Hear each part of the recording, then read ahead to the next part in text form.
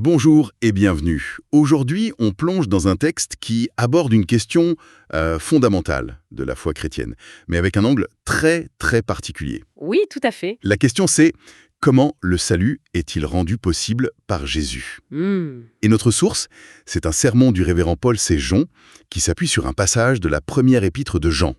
Un passage qui mentionne 3 témoins, l'eau, le sang et l'esprit. Et ce qui est d'emblée fascinant, c'est que l'auteur, il ne se contente pas de commenter ce verset, tu vois. Non, Il en fait la clé de voûte de tout un système théologique. Son idée centrale, c'est que la foi en la crucifixion seule, ce qu'on appelle la foi dans le sang, est une foi incomplète et donc inefficace. et donc inefficace. Exactement. C'est une affirmation assez radicale. Notre mission aujourd'hui, c'est donc de démonter un peu la mécanique de son raisonnement.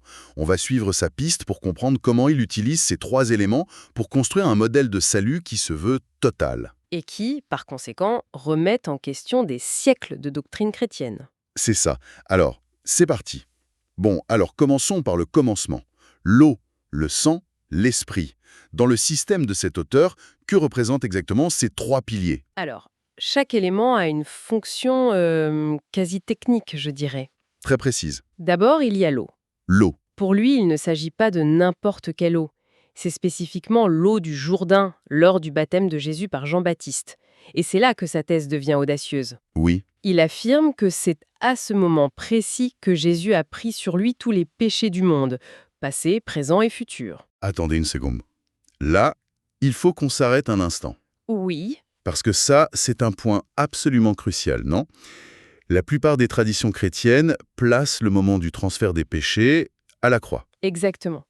Et lui, il le situe bien avant, au baptême. Pourquoi c'est si important pour sa thèse? Parce que ça établit une séquence logique qui est, à ses yeux, indispensable. Le baptême, c'est l'acte de prise en charge des péchés. D'accord. Ensuite, seulement ensuite, vient le sang. Le sang, c'est la mort sur la croix, et cette mort, c'est le paiement pour les péchés que Jésus a déjà pris sur lui au Jourdain. Je vois. Selon sa logique, la croix n'a de sens que si les péchés ont déjà été transférés. L'un ne peut pas fonctionner sans l'autre. La croix paie la dette, mais c'est le baptême qui a mis la dette sur le compte de Jésus, si tu veux. C'est une vision très transactionnelle, presque juridique en fait. Tout à fait. Et le 3e élément, alors l'eau, l'esprit, quelle est sa place dans cette mécanique? L'esprit, c'est le témoin de la nature de l'acteur principal. Il atteste que Jésus est bien Dieu lui-même venu dans un corps humain. En gros, l'esprit valide l'identité du Sauveur. Il garantit que celui qui subit le baptême et la crucifixion est bien qualifié pour le faire. Voilà. Pour l'auteur, ces 3 témoignages sont d'accord. La divinité, c'est l'esprit. La prise en charge des péchés, c'est l'eau. Et le paiement, c'est le sang. C'est un triptyque indissociable. Ce qui est frappant, c'est vraiment cette insistance sur le baptême. Il le met sur un pied d'égalité absolue avec la crucifixion. Il a une phrase choc dans le texte. Ah oui, je vois laquelle. Croire seulement au sang, c'est ne posséder que la moitié de la vraie foi. Exactement. Et c'est là qu'on mesure la divergence avec le courant majoritaire. La plupart des traditions protestantes, par exemple, insistent sur la sola fide, la foi seule. Bien sûr. L'idée que le salut dépende d'un mécanisme aussi précis, où le baptême a une fonction de transfert littéral des péchés, ce serait vu comme une remise en cause de ce principe. L'auteur, en fait, ne fait pas qu'interpréter un verset, il redéfinit la mécanique même de la justification. Et pour lui, les conséquences d'ignorer l'eau sont gigantesques. Il dit que le péché reste dans le cœur du croyant, même s'il croit sincèrement en la croix. C'est ça. Sa foi est qualifiée d'incomplète et, selon ses propres termes, elle s'estompe avec le temps. C'est une foi qui n'a pas de fondement solide. D'accord, donc si ce système en 3 parties est la seule voie, quel est le résultat holistique? Le texte parle constamment de « triompher du monde ». Comment cette victoire est-elle liée à cette foi complète? Alors, la connexion est très directe. Pour l'auteur, la victoire sur le monde et sur Satan n'est pas une question d'effort personnel ou de discipline spirituelle. Non. Non, c'est une conséquence, disons, automatique de la foi en l'évangile complet. Son raisonnement, c'est le suivant. Le pouvoir de Satan sur l'humanité repose entièrement sur le péché. C'est son droit légal, son levier. D'accord.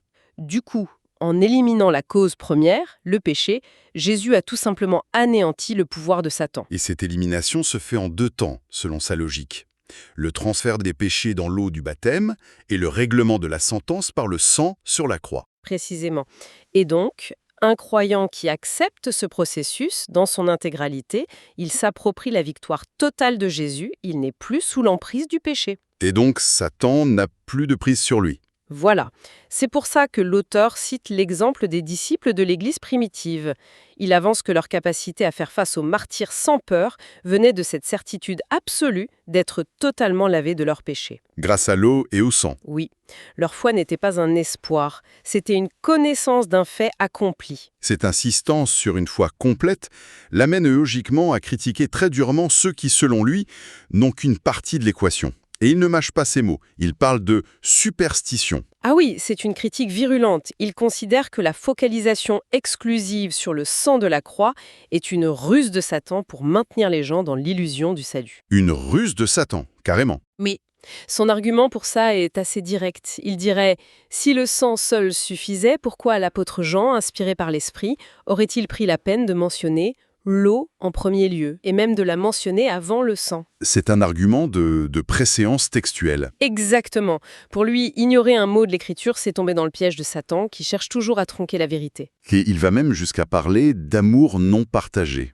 Qu'est-ce qu'il veut dire par là? Il illustre ça avec une analogie qui est très parlante, celle d'un naufragé. Ah oui? Imaginez, un hélicoptère arrive et lance une corde de sauvetage. Les sauveteurs crient « Attachez la corde solidement autour de vous !» Ok.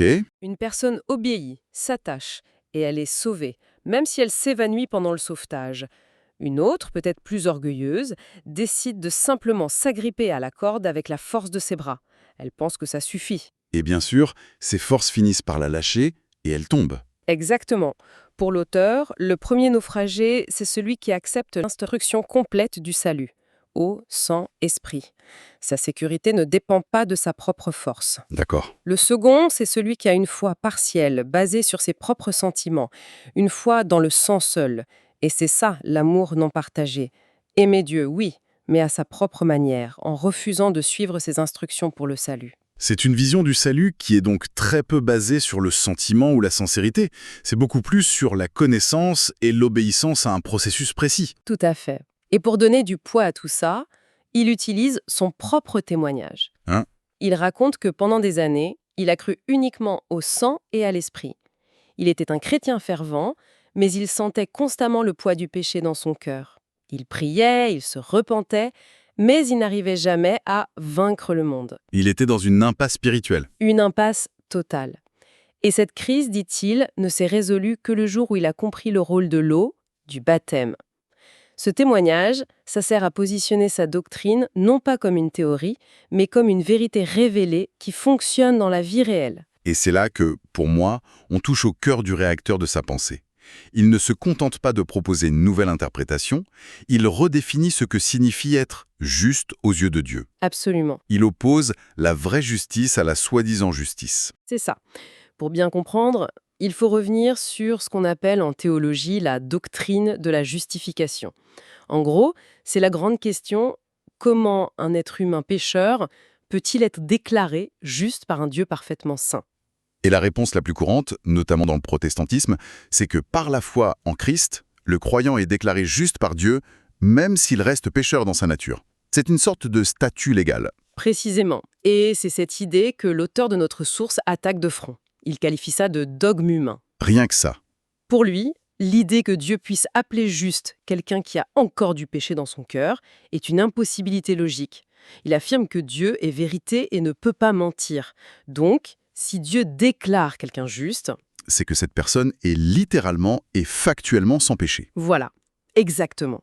Alors je me fais l'avocat du diable, mais cette idée qu'on puisse devenir littéralement sans péché simplement en adhérant à une doctrine, ça ne risque pas de mener à une forme d'orgueil spirituel. C'est une très bonne question. Il ne l'aborde pas sous l'angle de l'orgueil, mais il insiste sur le fait que cette justice n'est pas la nôtre. Ah. Elle vient entièrement de l'acceptation de l'œuvre parfaite de Christ.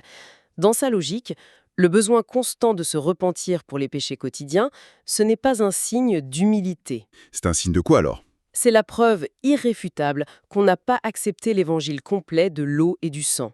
Si on croit vraiment que tous nos péchés ont été transférés à Jésus au Jourdain, alors il n'y a plus rien pour quoi se repentir. Attendez, Ça veut dire que... Ça veut dire que demander pardon pour un péché qui, dans son système, est déjà pardonné, ce serait une insulte à l'efficacité de l'œuvre de Christ. C'est une position incroyablement tranchée. Ça a des conséquences très concrètes, par exemple sur la prière. La prière de confession quotidienne, si centrale pour des millions de chrétiens, deviendrait non seulement inutile, Mais elle serait la preuve d'un manque de foi. c'est fou. Exactement. C'est là qu'on voit que ce n'est pas juste une querelle de théologiens. Ça change radicalement la vie spirituelle.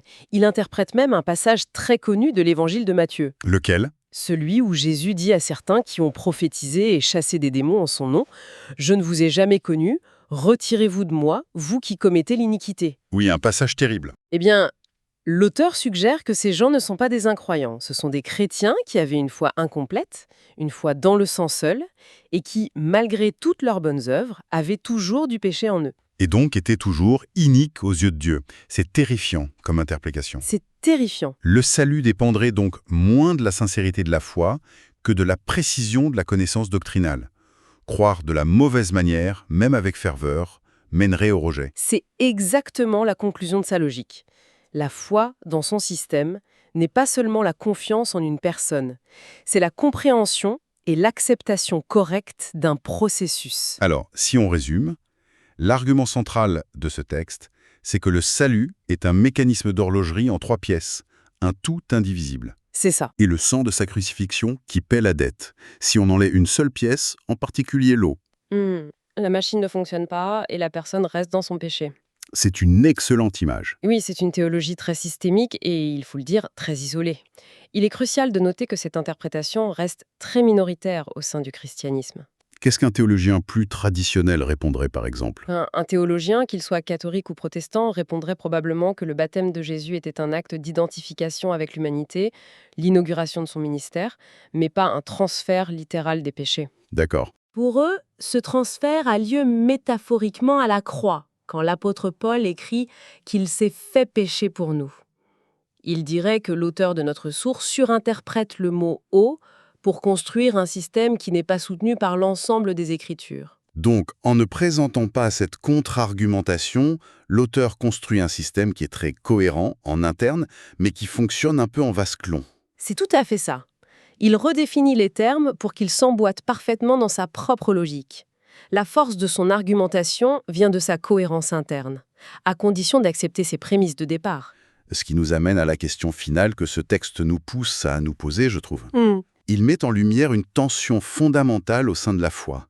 Dans quelle mesure le salut dépend-il de la précision de nos connaissances théologiques? Oui. Autrement dit, pour être sauvé, faut-il simplement croire en une personne, Jésus, avec un cœur sincère, ou faut-il comprendre et adhérer au bon manuel d'instruction sur la manière dont il nous sauve? Ce texte, lui, a clairement choisi son camp.